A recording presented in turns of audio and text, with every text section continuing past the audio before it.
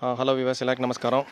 இப்போ வந்து 4 அடி சிமெண்ட் ரிங்கு வந்து ரெயின் வாட்டர் ஹார்வெஸ்டிங்காக தோண்டின குழியில் வந்து இறக்குறோம். இந்த மாதிரி தான் இறக்குறாங்க. அந்த ரோப்பை வந்து நல்லா வந்து கட்டிக்கணும் எல்லா சைடும்.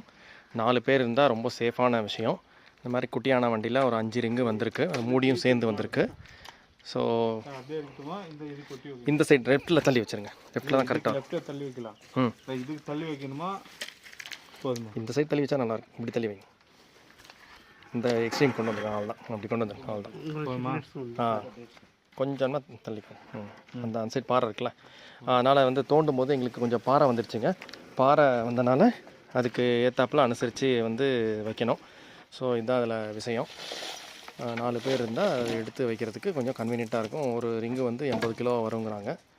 இது 4 அடி ரிங்கும் இருக்குது, 3 அடி ரிங்கும் இருக்குது. 3 அடி ரிங்குனா ஹைட்டு கொஞ்சம் கூட வரும் போல். பட் அட்லீஸ்ட் 4 அடி போட்டால் நல்லாயிருக்கும். சுற்றிலும்